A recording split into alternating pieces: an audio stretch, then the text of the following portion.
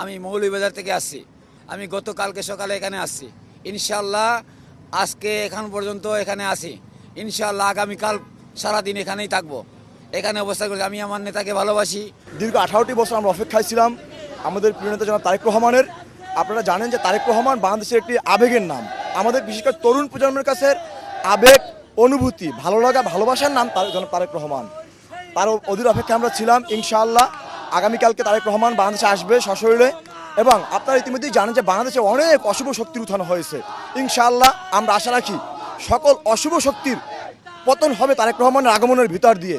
আমরা ভ্যালট বিপ্লবের ভিতর দিয়ে দেশ নায়ক জনাব তারেক রহমানকে বাংলাদেশের রাষ্ট্র ক্ষমতায় নিয়ে আসবো এবং একটি মানবিক বাংলাদেশ গঠন করার জন্য আমরা তরুণ প্রজন্ম তারেক রহমানের পাশে থেকে সর্বোচ্চ সাপোর্ট করবো ইনশাআল্লাহ। বাংলাদেশের আগামী দিনের রাষ্ট্রনায়ক, বিএনপির ভারপ্রাপ্ত চেয়ারম্যান জননেতা তারেক রহমান স্বদেশের মাটিতে আগামীকাল ফিরছেন। এ উপলক্ষে আমাদের বাংলাদেশের 64 জেলার সকল পর্যায়ের নেতৃবৃন্দরা ঢাকায় এসে পৌঁছেছে। এটা আসলে আমাদের জন্য একটা ঐতিহাসিক মুহূর্ত। ইনি সিলেটের জামাই। আমাদের এই জামাইকে আমরা বরণ করতে আমরা সিলেটবাসী সবাই প্রস্তুত। আমরা সবাই একে একে সবাই চলে এসেছি।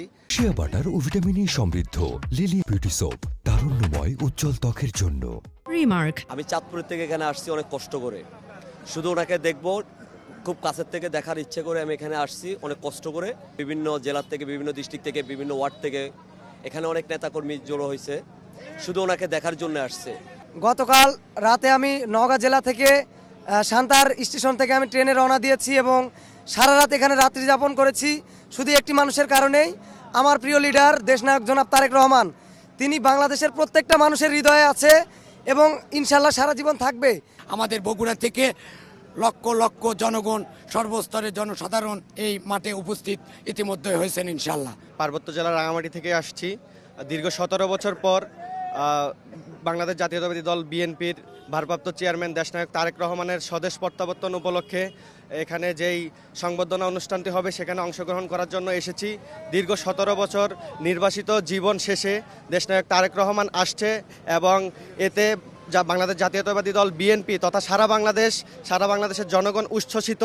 এবং আমরা মনে করি তারেক রহমান যদি দেশে আসে তাহলে যেই অনিশ্চয়তা ছিল সেটি কেটে যাবে এবং আগামীর একটি সুন্দর, সাম্য ও মানবিক বাংলাদেশ তৈরি হবে ইনশাআল্লাহ।